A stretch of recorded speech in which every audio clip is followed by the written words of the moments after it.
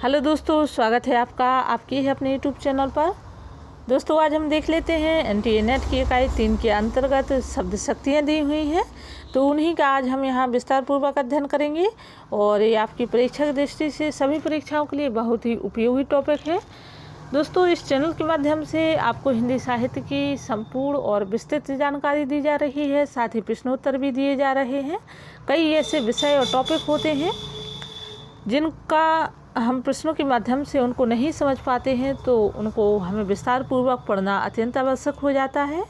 तो इस चैनल के माध्यम से आप हिंदी साहित्य की सभी प्रतियोगी परीक्षाओं की तैयारी कर सकते हैं। यदि अभी तक आपने चैनल सब्सक्राइब नहीं किया है तो चैनल सब्सक्राइब कर लीजिए, बेल आइकन दबा दीजिए, जिससे नोटिफिकेशन भी आपको समय समय पर मिलते रहे।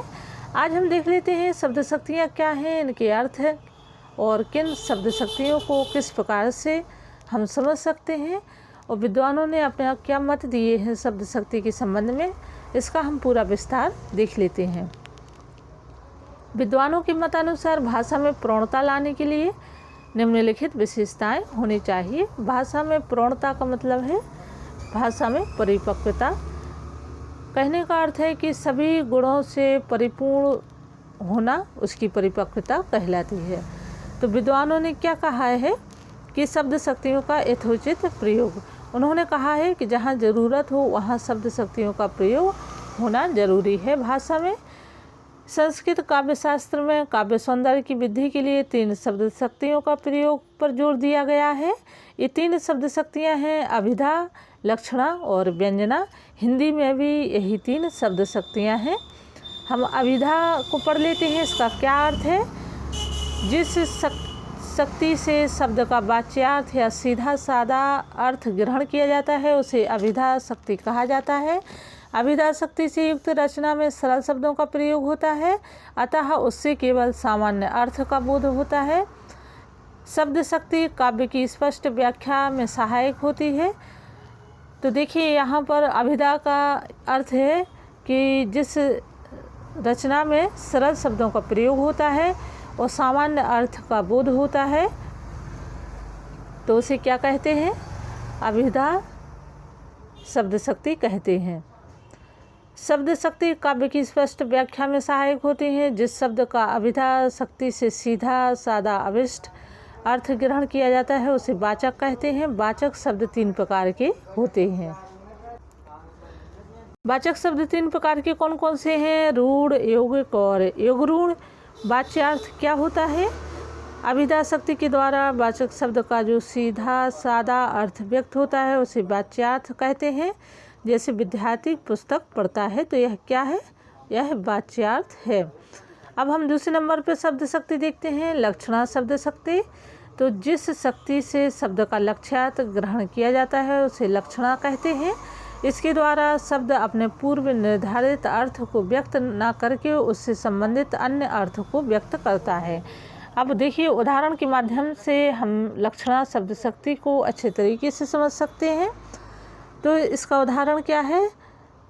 उदाहरण है रमन तो पूरा बछिया का ताऊ ही है। अब देखिए, इसमें क्या है?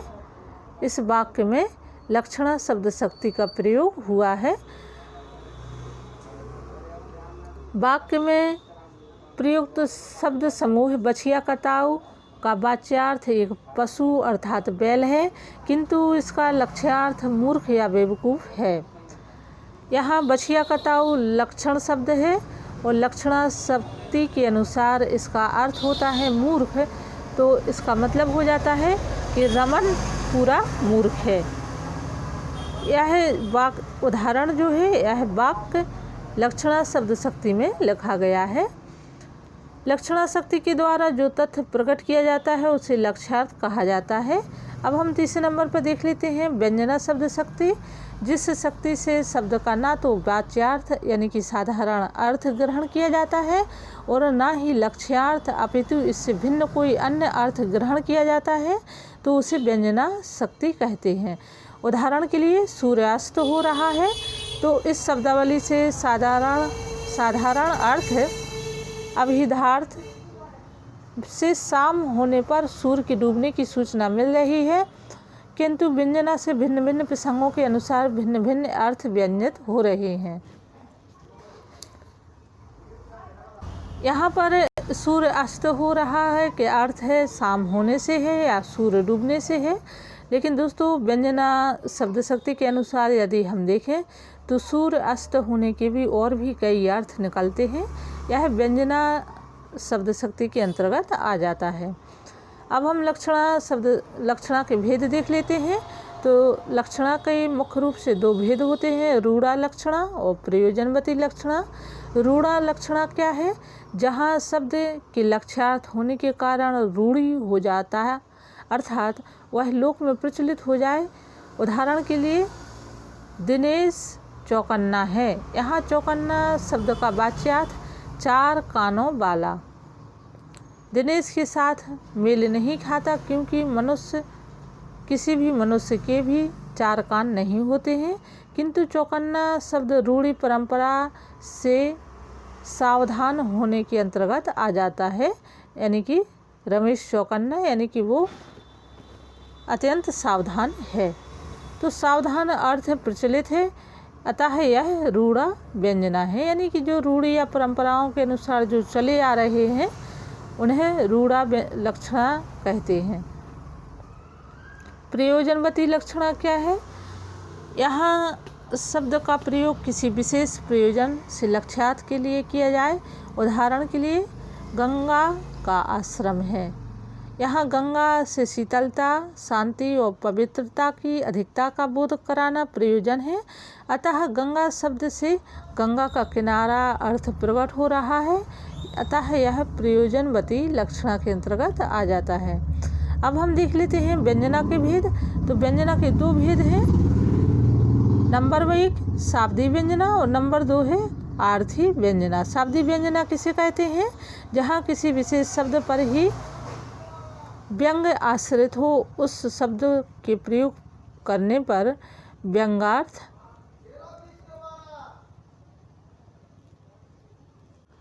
प्रकट हो जाता है तथा उस शब्द को हटाकर उसका पर्याय रखने पर व्यंग प्रकट ना हो सके, उसे शाब्दिक व्यंजना कहते हैं। आर्थी व्यंजना क्या है? तो जहाँ व्यंग्यार्थ शब्द पर आश्रित ना होकर अर्थ पर आश्रित हो, उसके स्थान पर उसका समानार्थी शब्द प्रयुक्त किए जाने पर भी व्यंग्यार्थ बना रहे, उसे आर्थी व्यंजना कहते हैं। उसे लक्षणा भूला व्यंजना भी कहा जाता है। उदाहरण के लिए सीता हरण तथा तात जन कहेउ पिता सन जाई, जो मैं राम तो कुल सहित कहेहि दशानन आई। यहाँ दोहे में समानार्थी शब्द रखने पर भी सांकेतिक व्यंग्यार्थ की अभिव्यक्ति होती है, इसलिए यहाँ आर्थी व्यंजना आ जाता है। उपयुक्त विवेचना से स्पष्ट हो जाता है कि काव्य में शक्ति का महत्वपूर्ण स्थान होता है और शब्द शक्तियों का यथोचित प्रयोग करना काव्य में अनिवार्य है और भाषा में अनिवार्य है। भाषा की परिपक्वता, उसकी पूर्णता शब्द शक्तियों के माध्यम से शब्द शक्ति के साथ साथ जो व्याकरण के जितने भी नियम हैं वह भाषा की पूर्णता को दर्शाते हैं। तो ये आज शब्द शक्ति के संबंध में महत्वपूर्ण जानकारी थी और उम्मीद है मुझे कि आपको ये जानकारी बहुत ही उपयोगी होगी। और वीडियो देखने के लिए बहुत बहुत धन्यवाद आपका। घर पर रहिए, सुरक्षित रहिए। हम फिर मिलते हैं नए वीडियो नई जानकारी के साथ। धन्यवाद।